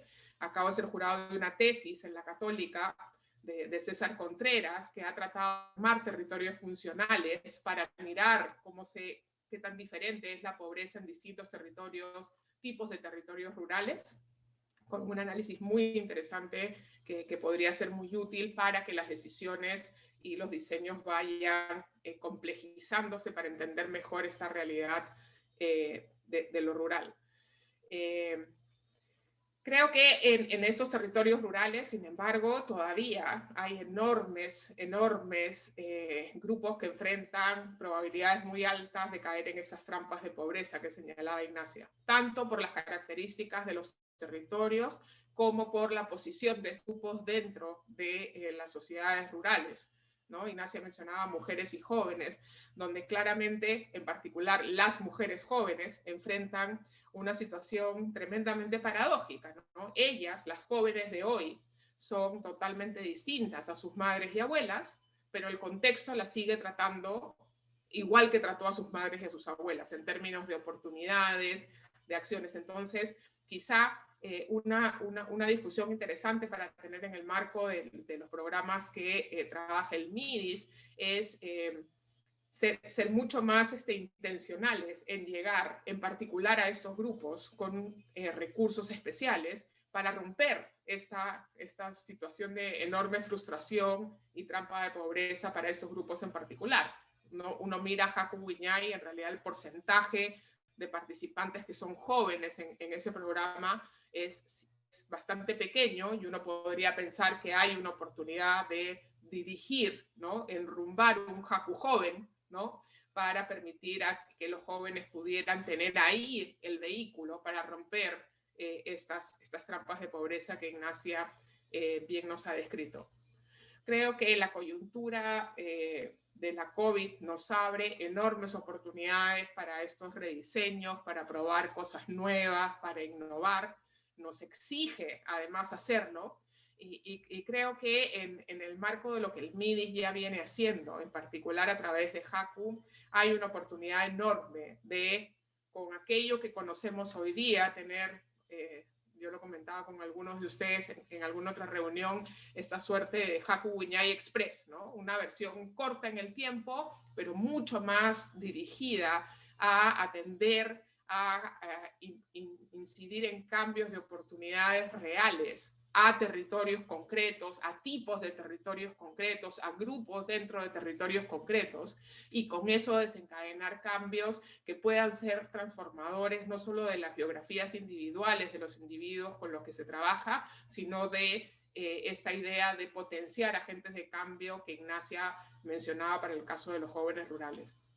Creo que en la coyuntura post-COVID vamos a tener mucho espacio para hacer esas innovaciones, sobre todo porque hoy día, como nunca antes, en los 30 años de proyectos que ha revisado Alejandro, hoy día los pobladores urbanos, las autoridades están reconociendo que el mundo rural, que la pequeña agricultura, que la diversificación productiva del mundo rural es esencial para la seguridad alimentaria de las ciudades, para las mejores relaciones entre lo urbano y lo rural, para el desfogue de las crisis urbanas, ¿no? Entonces creo que sí tenemos una oportunidad de promover intervenciones en lo rural, pero distintas a las tradicionales, más en esta coyuntura que nunca antes. Creo que hay una enorme oportunidad además para que sea el MIDIS el que lidere estas propuestas y esta visión renovada de lo agrícola, de lo rural, de lo no agrícola rural, de lo rural cercano a las ciudades, como motores de cambio para avanzar en estrategias de superación de pobreza y para promover el desarrollo rural. Muchísimas gracias. Carolina, muchas gracias. El último momento previo al cierre justamente está concentrado en algunas de las preguntas del público que está presente. Las han hecho llegar a través del Zoom. Y también me comentan que han hecho llegar algunas otras por el canal YouTube, por donde se está transmitiendo también en vivo. Le voy a pedir a Ahmed Agüero, que figura como anfitrión del Zoom, para que nos pueda alcanzar. Él ha venido sistematizando las preguntas, nos pueda alcanzar las preguntas para viabilizar el tema. Les soy sincero, es la primera vez que un tema, por lo menos en los últimos meses, ha captado no solamente tanta atención, y la muestra es las personas que están conectadas, sino también el volumen de preguntas que han venido haciendo, al grado tal que hemos tenido que juntarlas, sistematizarlas, y con riesgo a que probablemente algunas de ellas no las respondamos hoy en la sesión. Si eso pasara al público, les pedimos las disculpas, pero les vamos a hacer llegar a través del canal YouTube la respuesta a cada una de ellas. Entonces le doy el pase a Ahmed para que nos pueda comentar cuáles han sido las preguntas principales. Bueno, buenas tardes con todos. Agradezco el pase. Efectivamente tenemos bastantes preguntas, de hecho también desde otros países, desde Costa Rica también tenemos algunas. Voy a empezar transmitiendo las preguntas para Alex Díez. Tenemos varias. Hay un par primero de Giovanna Vázquez, que plantea cuáles son los cambios posibles en las familias rurales con el retorno de miles de personas a los territorios rurales. Este es un aspecto esencial a tomar en cuenta. Desde Conveagro hemos planteado la problemática y las potencialidades que enfrentará la población rural con este retorno. Ese importante aporte visibilizando el cambio de estrategias de lo colectivo a lo familiar. ¿Por qué el cambio de estrategia? Cuando organizaciones como las comunidades son esenciales para el desarrollo de los territorios rurales y serán más aún ahora en el marco de la superación de los impactos de la pandemia. Esas dos primeras de Giovanna. Luego desde YouTube nos pregunta Verusca Villavicencio, que esto es, primero felicita y que es una buena síntesis del trabajo que se que se está presentando y nos comenta si se puede saber cuántos proyectos cumplieron con alinearse a los planes de desarrollo concertados locales en los territorios, cuántos también de los proyectos que resume el trabajo de estos 30 años se han convertido en algún tipo de política pública local, regional, y o referentes de buenas prácticas que puedan ser replicables y sostenibles. Como verán, no son preguntas nada fáciles. También tenemos una de Daniel Díez Hurtado, que pregunta qué mecanismos pueden plantearse para poder articular de forma efectiva distintos proyectos de desarrollo que estén planteados para un mismo territorio, qué rol deben jugar las autoridades regionales en los proyectos de desarrollo, papel de las universidades, además principalmente de escuelas con especialidades que forman profesionales para el desarrollo rural. También Gerardo Lobatón desde YouTube también pregunta, análisis del rol de la cooperación internacional en los enfoques de los proyectos y la dinámica de estos en el tiempo. Emilio Ceballos, este sí es del Zoom, este es una persona que está acompañándonos desde Costa Rica y menciona que ahí en Costa Rica la línea entre lo urbano y lo rural es más tenue. Mucha gente duerme en territorios definidos como rurales, pero su vida económica productiva se da en la ciudad. ¿Cómo redefinimos esas relaciones usando estadísticas? En Flaxo, Costa Rica, desarrollamos un trabajo sobre la juventud rural en Centroamérica y nuestras conclusiones son mucho más frustrantes justamente por el desarrollo tecnológico que les permite acceder a información de lo que sucede en el mundo y ser conscientes de la brecha que existe entre ellos y la sociedad moderna urbana, altas tasas de suicidio. ¿Qué hacer ante esta realidad? Pregunta Emilio Ceballos, insisto, desde Costa Rica. Finalmente, Wilmer Bermejo nos pregunta, ¿siempre se mira lo rural? Comenta desde lo urbano y desde la capital. Debemos de mimetizarnos y tener una mirada de lo rural desde lo rural y analizar qué se ha hecho en ese contexto. Solo para una cuestión de orden, de repente podríamos empezar con estas primeras preguntas para Alex. Alex, te las estoy copiando también en el chat del Zoom para que las puedas revisar porque son bastantes en realidad. Y luego continuaríamos con las demás preguntas para Ignacia, para Carolina, que también se las voy a pegar en el chat para que las puedan tener escritas, ¿sí? Alex, te doy la palabra.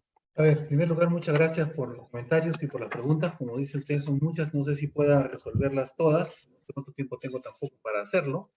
Trataré de ser conciso, breve y incluir todo lo posible. O sea, yo comenzaré por el final. Yo creo que una cosa que le falta a los proyectos de desarrollo y en general a los pobladores urbanos como nosotros es comprender esta mirada de lo rural desde lo rural. Yo creo que esa me parece una muy interesante y acertada propuesta. Yo creo que valdría la pena empezar a pensar cómo miramos, qué oportunidades tiene lo rural, cómo mira el espacio rural lo urbano, cómo lo integra a sus propias estrategias, qué significa entonces lo urbano para lo... O sea, hay una serie de cosas que pueden ser contrapuestas entre lo urbano como es el lugar peligroso, el lugar de la perdición, el lugar de las oportunidades, el lugar del poder, el lugar del conocimiento, pero también el lugar de la contaminación, el lugar, en fin, yo creo que todas estas miradas de lo rural, desde lo rural y de lo urbano desde lo rural, nos ayudarían a todos a comprender y a pensar en proyectos más efectivos para diferentes categorías. Y además, incorporando cosas que aparecieron en la presentación de Ignacia y el comentario de Carolina, con estas miradas de lo rural y de lo urbano desde la operación rural en diferentes grupos de edad, ¿no? En efecto, el tema de los jóvenes es un tema central, ¿no? Y que, por ejemplo, no hay un programa para jóvenes en Haku Viñay, ¿no? Pero Haku Viñay ha sido un importante elemento que ha contratado jóvenes técnicos rurales para trabajar en tecnología de campesino a campesino con una alternativa laboral, ¿no? Es algo que no estaba pensado, pero que termina siendo una forma interesante de incorporar a la población rural en el propio espacio rural en un trabajo que tiene que ver con las posibilidades de desarrollo de su propio entorno. Yo creo que ese es un punto de partida importante, interesante y a considerar.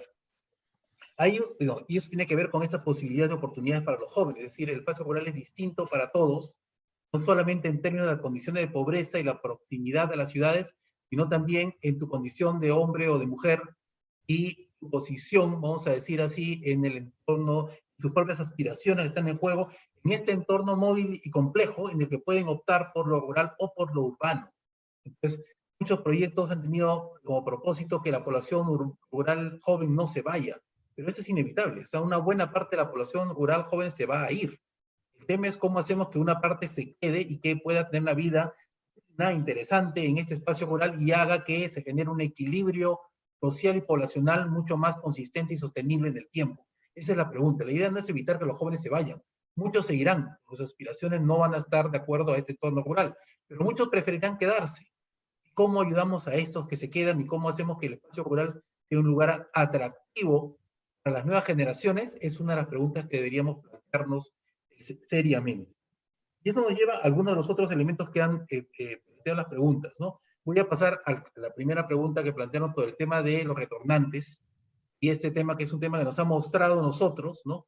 Cómo existe un contingente mucho más numeroso de lo que pensábamos de población que es móvil o que se encuentra en un intersticio de ubicación entre lo urbano y lo rural en un periodo, vamos a decir, relativamente largo de tiempos. O sea, la gente que ha retornado no acababa de venir a la ciudad, ya tenían algunos cuantos años, están tratando de generarse un espacio, luego tratan de volver, entonces, pero entonces, ¿por qué este espacio urbano de pronto se convirtió, que era siendo un lugar de oportunidad, dejó de brindar esas oportunidades, por más limitadas y precarias que fueran?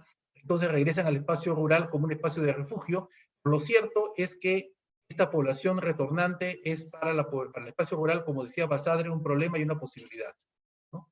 Es ciertamente un problema, o sea, la gente de Comercio han planteado eso, o sea, ocupan espacios que no tenían que ocupar, no hay tierra para todos, ni recursos agropecuarios y posibilidades tradicionales para todos. Entonces, eso plantea un reto de cómo esta población, ¿dónde se va a quedar? Yo estoy seguro que una vez que se estabilice la situación, muchos regresarán a la ciudad, pero otros pensarán la posibilidad de quedarse. ¿Qué significa esta población nueva? Tiene ciertamente un mayor nivel de contacto con el espacio urbano y con la modernidad, y puede plantear ideas nuevas. Yo creo que tenemos que pensar en esta población móvil retornante eventual como una fuente como un reto, pero también como una fuente de inspiración y una fuente de búsqueda de nuevas alternativas. ¿Qué se les está ocurriendo ahorita para solucionar sus problemas de sobrevivencia en un entorno en el que no tienen tierras y no tienen vivienda y tienen que sobrevivir? ¿Qué están haciendo?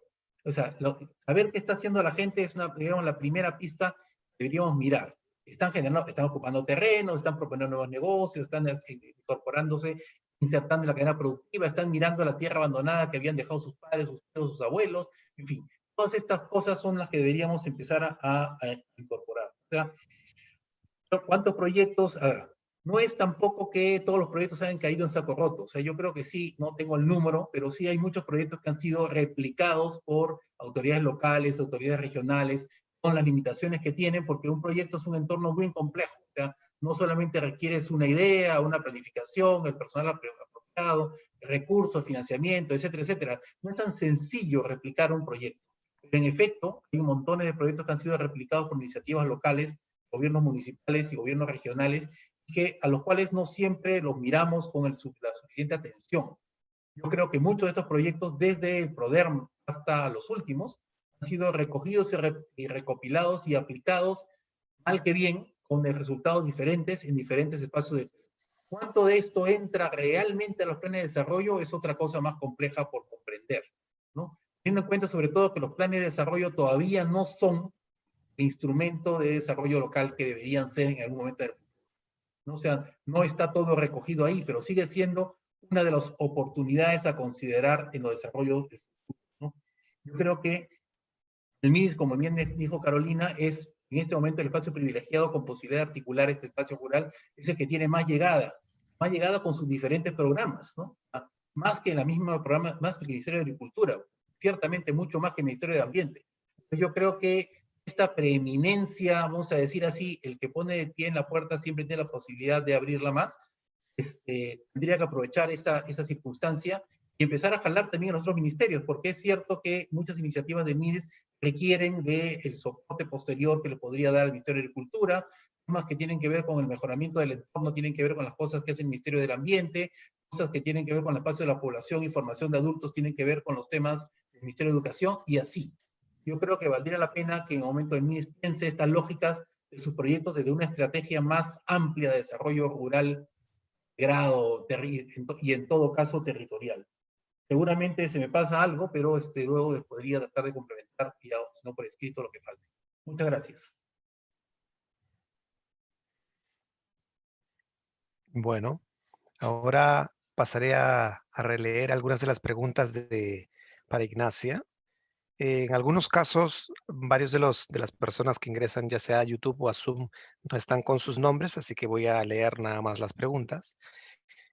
Tengo 3 ahorita para Ignacia, que son: ¿cuáles han sido o son los principales puntos de divorcio entre las propuestas teóricas para encaminar el desarrollo rural y las condiciones que se tienen para gestionar dichas propuestas? Otra pregunta: actualmente, ¿qué es lo que más está funcionando en los territorios rurales con economías de subsistencia en otros países de América Latina? Otra: si las capacidades y alcances de los gobiernos locales pequeños siempre han sido limitadas, ¿qué medidas son urgentes para apoyar los proyectos de desarrollo rural con ellos? Hay como un comentario, pregunta, que alude a la línea de base de intervención asociada con los países miembros como el Perú. O sea, un poco como la reflexión si hay algún tipo de línea de base con respecto a ello. Esas serían las preguntas para Ignacia. Ignacia, te doy la palabra. Gracias, Ahmed. A ver, me disculpan si no contesto como directamente pregunta a pregunta, pero quiero recoger algunas cosas que, bueno, que ya salían previamente en las preguntas de Alejandro y tratar de a partir de ahí responder algunas de las cosas que se mencionaron, que se plantearon ahora. A propósito de esto de la línea tenue entre el urbano rural que comentaba el colega de Costa Rica y la necesidad por la cual partió Alejandro su respuesta de mirar lo rural desde lo rural, ¿no? Que yo también coincido ciertamente en la necesidad de hacerlo, digamos. Entonces, a ver, yo creo que la única forma de mirar lo rural desde lo rural es, voy a decir algo absolutamente obvio, pero es mirarlo desde lo rural, o sea, desde los actores que viven en la ruralidad y que tienen acción y decisión en la ruralidad, ¿no? Porque nosotros desde Lima, Santiago, Bogotá, podemos ser mucho más cercanos a lo rural que otros actores de Lima, Santiago y Bogotá, pero seguimos siendo actores predominantemente urbanos. Entonces creo que desde ahí el peso y la buena parte de la academia está en las mismas condiciones, aunque ciertamente hay universidades más cercanas a lo rural o con mucho mayor vínculo en términos de su producción a los temas rurales, etcétera, pero ciertamente ahí hay un rol que me parece a mí que le cabe fuertemente a los propios actores de los territorios rurales, y con eso estoy hablando sin duda de los gobiernos locales, de los gobiernos regionales, de zonas fuertemente rurales. Yo creo mucho en la descentralización, creo que es muy importante fortalecer capacidades locales, aunque ciertamente entiendo y reconozco que los gobiernos, había una de las preguntas por ahí, los gobiernos locales, mientras más rurales y más pequeñas las localidades, además más debilidades, menos capacidades de gestión tienen, menos recursos también asociados, entonces tampoco es que lo que quisiera decir es que ahí es donde está la solución en términos de entregar en el fondo el espacio de decisión a lo local, pero sí creo,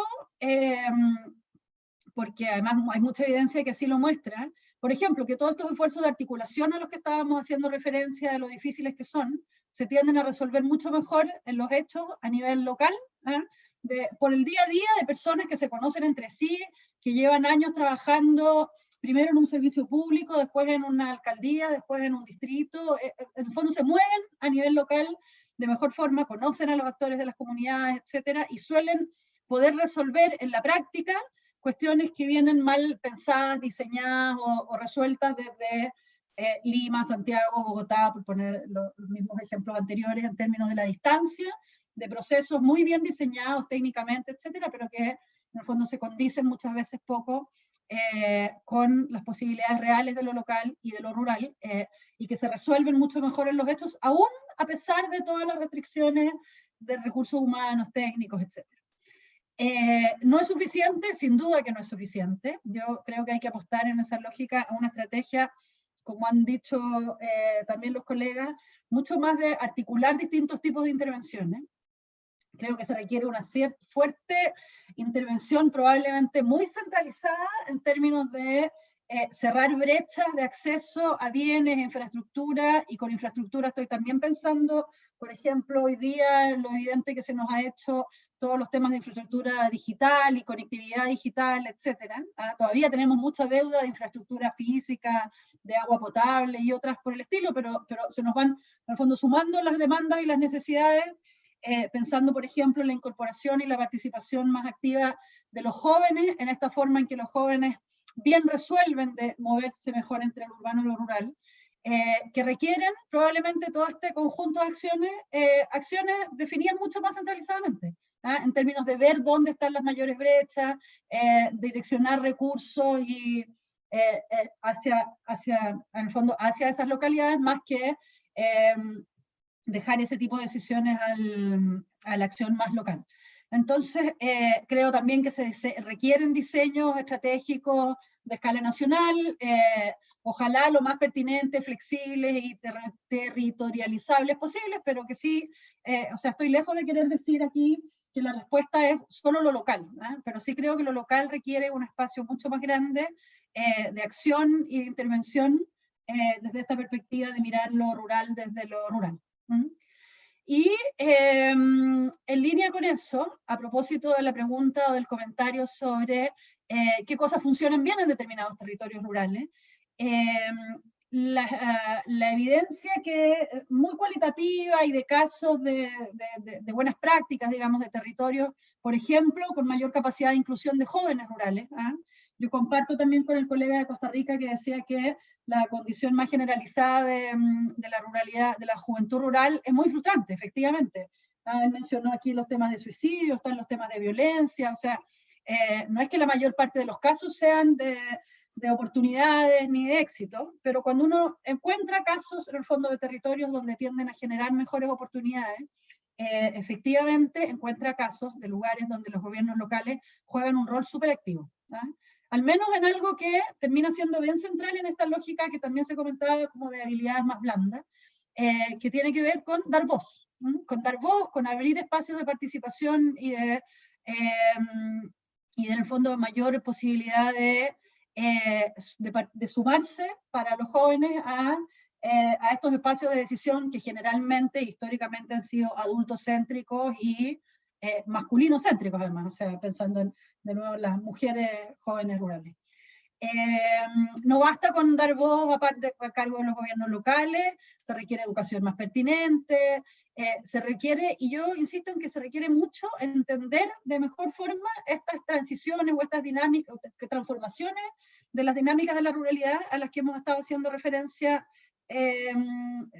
durante toda esta tarde. Mi sensación no es que las propuestas teóricas, o sea, que haya una distancia entre la teoría y la acción sin lugar a dudas, pero básicamente mi percepción es que los procesos sociales, económicos, políticos avanzan mucho más rápido que la capacidad de respuesta de los gobiernos y de las políticas de esos procesos, y a todo nivel, digamos, no solamente a efecto de lo que estamos conversando, pero yo creo que la lectura que tenemos hoy día sobre qué es la ruralidad es mucho más compartida, consensuada y clara de las capacidades y el instrumental de políticas y de respuestas que tenemos para leer esa ruralidad. Entonces, probablemente, volviendo por aquí, voy a ir cerrando, al caso de los jóvenes, si ofreciéramos alternativas a los jóvenes más centradas en esa lectura, digamos, que tenemos y que sabemos que los jóvenes, no sé, lo que decían algunos, ¿no? Van a estudiar a la ciudad, pero duermen en el campo y a veces trabajan unos días y los otros estudian. En el fondo, hay mucho más movilidad, que de nuevo nos cuesta entender desde el urbano además, pero que sí son espacios de proyectos de vida posibles y realizables, pero no hay respuestas de política para esos proyectos de vida. Ni escolares, ni educacionales, ni laborales, ni menos como de integración social en su conjunto. Entonces, lo que está al debe, a mí me parece que no es ni la teoría ni la comprensión que tenemos, siempre podemos mejorar sin lugar a dudas nuestra comprensión, pero de los procesos, sino que la capacidad de traducir esos procesos en acciones de política y por lo tanto en programas y en proyectos acordes con esa demanda. Lo dejo hasta ahí. Gracias, Ignacia. Podemos revisar algunas de las preguntas. También ya copié al chat, en este caso para Carolina. Hay algunas preguntas nuevamente que no tienen nombre de la persona que la hace. Hay una primera que dice, en el contexto del COVID en el que nos encontramos, ¿cuáles serían las políticas públicas más favorables para los pequeños emprendedores rurales que han visto afectados sus proyectos de salida al mercado? Otra pregunta es de qué manera se pueden combinar proyectos de desarrollo con transferencias monetarias para hogares rurales más vulnerables. Otra tercera, ¿qué estrategias se requiere para implementar, para generar evidencia cualitativa y cuantitativa para identificar el potencial de los hogares que migran y en particular de los que han retornado a los espacios rurales desde las ciudades por la pandemia? Otra, desde el Ministerio de Desarrollo, desde el sector de desarrollo, qué lineamientos para el desarrollo rural son indispensables de plantear y promover y cómo asegurar que se implementen. Hay una de Wilmer Bermejo. La nueva convivencia social hace que se mire hacia atrás, es decir, usar lo que brinda la naturaleza para poder protegernos de la pandemia. Pero también se produce el fenómeno de la inmigración, es decir, el regreso de los que se fueron de nuestro territorio. Esto va un poco en la línea de la anterior pregunta. Por tanto, ¿se tienen que recrear las nuevas propuestas de proyectos de desarrollo territorial? Pregunta.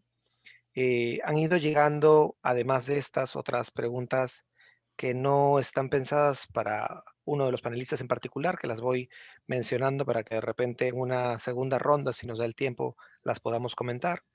Hay una que dice de Jorge Luis Pumaquispe, ¿cuál es la proyección para disminuir y cerrar la brecha de la pobreza del ambiente rural con relación al desarrollo programático y estructural del país? Otra persona felicita primero el conversatorio, que es un tema urgente además en el contexto en el que nos encontramos. Las mujeres, como de hecho se ha mencionado, particularmente las indígenas. Sin territorios rurales existe un proceso de del campo como grupo excluido a agentes de cambio desde una mirada integral del territorio y de desarrollo sostenible. ¿Qué limitaciones existen para fortalecer a las mujeres desde proyectos tradicionales, es decir, predominantemente agropecuarios, orientados al mercado y a la unidad familiar? Emilio Ceballos comenta también, en Honduras hay experiencias de trabajo de mancomunidades para utilizar los pocos recursos de las municipalidades de manera compartida entre varias de estas municipalidades. Un poco como para abonar a lo que se estuvo comentando. Franco Calderón nos pregunta también, ¿ocurre que los trabajos de muchos de los ministerios ya están dirigidos o se lanzan solo para formalizar o ampliar contratos? Comenta un poco cómo se manejan este tipo de situaciones. Y ya, hasta ahí. Hay algunas más, insisto que de repente no vamos a poder contestar todas. Le doy la palabra primero a Carolina y de ahí si hay deseos de Ignacio o de Alex Díez para comentar algunas cosas. Carolina. Gracias. A ver, tratando de ser muy, muy breve en aras del tiempo y darle oportunidad a nuestros expositores que sean los que respondan. Yo quisiera hacer dos comentarios. Uno, la pandemia ha golpeado duro a los hogares rurales, sobre todo porque muchos hogares en esta estructura diversificada que presentaba Alex dependían buena parte de sus ingresos y de sus actividades en el empleo rural no agrícola. Y ha quedado congelado en muchas zonas por un buen tiempo. Eso genera una mayor presión para los hogares rurales porque el grueso se ha quedado solamente con sus ingresos derivados de la producción agropecuaria, que son más o menos como la mitad de sus ingresos en promedio, y de las transferencias del sector público, que son importantes para los hogares rurales, sobre todo para los más vulnerables, pero eso limita sus posibilidades de invertir y de mantenerse productivos. Creo que los hogares más vulnerables han experimentado unas situaciones en estos meses de cuarentena muy difíciles, muchos de los cuales se han visto forzados a consumir sus propios activos productivos, con lo cual necesitan un apoyo porque si no, no van a poder reengancharse en las actividades productivas, sean para autoconsumo, sean para generación de ingresos, y si a eso le añadimos que algunos de esos hogares han recibido además esta migración de retorno, tienen más miembros que sostener. Entonces creo que es muy importante que en esta mirada de atención a la emergencia, programas, intervenciones como las que tiene el MIDIS a través de FONCODES, sean muy sensibles a esta urgencia de recuperar activos, recuperar medios de vida rápidamente para poder seguir pensando en opciones de desarrollo, ¿no? Claramente los gobiernos locales son un aliado importantísimo, pero también claramente tenemos que reconocer que las opciones de coordinación, más allá de la coordinación formal entre el Estado Nacional y los gobiernos subnacionales, temas de desarrollo productivo, por ejemplo, de inclusión económica, no son, no tenemos demasiados buenos ejemplos. Tenemos algunos, pero no demasiados, ¿no? Entonces creo que hay que trabajar justamente en esa línea.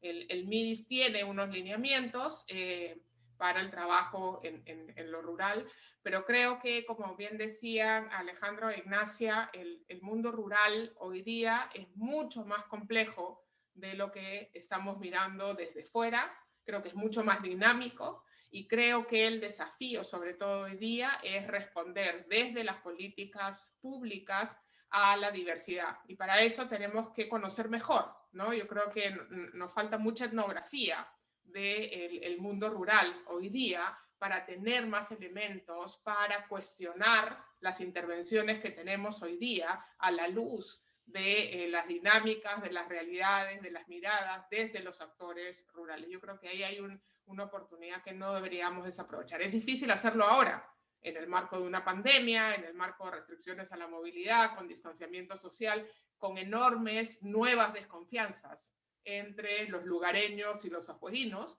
pero el MIDIS tiene una cantidad enorme de actores que trabajan para el MIDIS en las comunidades rurales, ¿no? Este acompañamiento familiar, proveedores y distribuidores de Jaliwarma, personas relacionadas con los núcleos ejecutores de FONCODES, que podrían ser la fuente de esa información cualitativa y cuantitativa que le permitan al MIDIS remirar sus intervenciones rurales a la luz de estos nuevos tiempos, de estas características, e identificar en ellas oportunidades derivadas de estos nuevos contextos. Exigencias como la necesidad de reponer activos productivos urgentemente en hogares que ya están trabajando con Haku Wiñay, pero también oportunidades derivadas, por ejemplo, de el retorno de migrantes a hogares rurales, el mayor uso de tecnología que tienen los jóvenes como parte del instrumental para nuevas formas de desarrollo. Yo creo que también hay que mirar estas oportunidades, y creo de nuevo que el MIDIS tiene una oportunidad privilegiada justamente por su mayor presencia en territorios rurales para hacerlo. Así que lo dejaría ahí para que puedan comentar algo más nuestros expositores. Muchas gracias, Carolina. Alex, Ignacia. De repente empezamos por esta vez con Ignacia.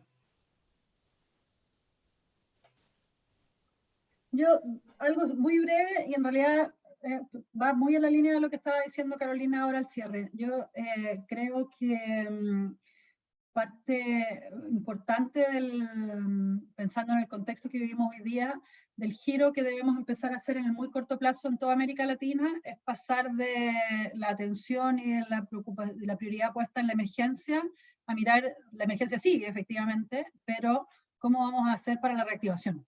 Creo que todavía estamos muy centrados en términos de respuestas, no sé, si vamos a dar otro subsidio adicional o otro ingreso, y en el fondo y hay que empezar a pensar conjuntamente eso con la estrategia de reactivación, porque esto va a requerir un tiempo largo por delante. Y donde coincido mucho con Carolina es en el fondo la tremenda oportunidad que tiene el MIDIS, si efectivamente es el sector en Perú que está a cargo de la atención de la población rural, para hacer las dos cosas al mismo tiempo, digamos, porque en muchos otros países tenemos el problema adicional este que decíamos de la articulación también para estos efectos, porque la emergencia está en algunos sectores y el potencial de reactivación en otros, entonces las dificultades de articulación que ya normalmente tenemos, digamos, también las vamos a ver evidenciadas en este esfuerzo de gestión de la emergencia y reactivación o no. Y ustedes tienen en ese sentido, al menos para efectos de este conjunto de población y de territorios de los que estamos hablando, en sus manos las posibilidades de ir pensando conjuntamente las dos cosas, un poco en la clave que venía comentando Carolina. Así es que me quedaría con esa reflexión final. Perfecto. Muchas gracias, Ignacia. Alejandro, por favor.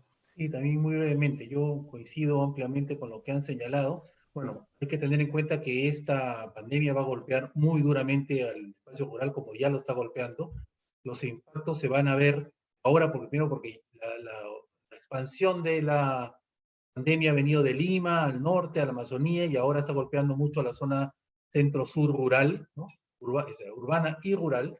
Pues la llegada va a sentirse en términos de los estragos de la propia enfermedad, pero también, como bien dijo Carolina, en la afectación del próximo ciclo productivo. Es decir, los impactos ahora se han dado en meses en los cuales la gente todavía puede vivir en parte de sus cosechas y lo que tiene de la campaña anterior. El tema es qué pasa cuando ahora vamos a tener que comenzar la nueva campaña.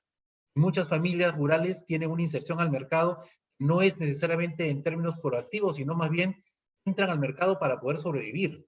Entonces, esta afectación, este mercado está alterado. Entonces, esta posibilidad de comprar y vender productos, de tener insumos y una serie de los elementos que las familias necesitaban para su sostenimiento simplemente, están a ser afectados. Es decir, toda esta pandemia va a terminar reduciendo varios puntos la pobreza rural, ¿no? Y va a significar un bache importante en los esfuerzos que se han hecho en los últimos años justamente para disminuirla. Yo creo que, en efecto, hay que ir pensando creativamente en cómo remediamos eso, cómo aprovechamos las nuevas oportunidades, ¿no? Entonces, es cierto, no se puede ir ahora al campo como se podía hace unos meses, ¿no? Pero hay que pensar qué es lo que vamos a hacer cuando podamos volver, cuando se pueda ir regresando, y eso tiene que ir planeándose desde ya, porque no, el día dice, bueno, se autoriza a salir al campo, si ese día queremos decidir salir, estamos perdidos. Hay que planear eso meses antes, ir previendo cuál va a ser la estrategia post-COVID desde ahora. Yo creo que, como bien dijeron, el MIDIS es uno de los ministerios mejor posicionados para eso. Muchas gracias. Muchas gracias, Alejandro, Ignacia, Carolina. La verdad, una mesa sumamente interesante. Estoy seguro que las personas que nos están siguiendo a través de Zoom y YouTube van a tener una expectativa adicional sobre preguntas que además han ido surgiendo en el camino. Y esa es justamente la riqueza de eventos como este, que no solamente presentan resultados, hallazgos de las investigaciones, los estudios, sino también permiten responder algunas preguntas y abrir también preguntas que podrían eventualmente responderse a través de otros estudios. Yo, de manera rápida, quiero rescatar algunos puntos que ustedes han venido tocando en el transcurso de sus presentaciones y de sus comentarios. Lo primero es ver cómo va cambiando la tipología de lo que consideramos rural. Eso de inicialmente tomarlo como lo opuesto a lo urbano y cómo eso en el tiempo ha venido cambiando para bien. Como hoy tenemos un espacio en donde debemos identificar que es un espacio diverso, en donde también puede diversificarse las actividades económicas, que también hay una relación estrecha, en algunos casos más que en otros, es cierto, pero hay una relación estrecha con lo urbano, y hay también una temporalidad de la permanencia de personas en las zonas urbanas y rurales, y eso naturalmente genera también algunos compromisos y expectativas y además acciones específicas para estos territorios. El enfoque territorial para asegurar el desarrollo rural creo que es importante y ha sido destacado en cada una de las participaciones. Alex comentaba sobre los tipos de proyectos y cómo estos han venido no solamente ajustándose en el tiempo, sino también pueden categorizarse de diversas formas dependiendo en dónde nos coloquemos y cuál es el objetivo específico. Y ese es un tema que más allá de lo histórico, también es necesario reconocer para ver cómo en una dinámica, como ya se ha comentado, variable, vamos a intervenir. Entonces, en esa línea también hay preguntas como qué tipo de abordaje requerimos si es que necesitamos tener una mirada territorial. No se ha comentado en el transcurso de la sesión, pero por ejemplo la pregunta de si estamos hablando de del mismo abordaje en zonas rurales de la sierra o de la selva, requiere también un enfoque distinto y lo hemos visto con Jacuguiña y Noa Hayatay. Efectivamente sí necesitamos manejarlo de manera diferente. Necesitamos entonces en esa línea tener un diagnóstico que nos asegure contemplar lo dinámico del enfoque de trabajo rural, que necesitamos en esa línea mirar que existen diferentes campos de acción, que estos se desarrollan en un marco y en un contexto determinado, y en esa línea el trabajo territorial es fundamental. Como comentaban, efectivamente el MIDIS es por esencia un ministerio que ha venido trabajando el tema rural, no solamente porque tiene programas que han venido concentrando sus acciones también en zona rural, sino porque el MIDIS es un ministerio articulador. En la línea de la articulación intersectorial e intergubernamental permite tener acciones enfocadas en territorio que faciliten el proceso bajo un abordaje también integral y territorial. Entonces, en esa línea sí resaltamos y mantenemos el compromiso de seguir trabajando en la zona rural. Es cierto, tenemos compromisos también que están concentrados en zona urbana y en la articulación con lo rural, pero sí vamos a seguir manteniendo ese trabajo, no solamente nosotros, sino también otros ministerios como el Ministerio de Agricultura, con el que hemos venido articulando muchas de las acciones. Y claro, el marco de la pandemia es un reto, sí, efectivamente vamos a ver los efectos de aquí a un tiempo en adelante, pero también es una oportunidad de poder remirar lo que venimos haciendo para poder tener una mayor efectividad de nuestras intervenciones. Y en esa línea, eventos como este nos permiten tener cada vez más información para poder tratar de apostar a la información con mayor evidencia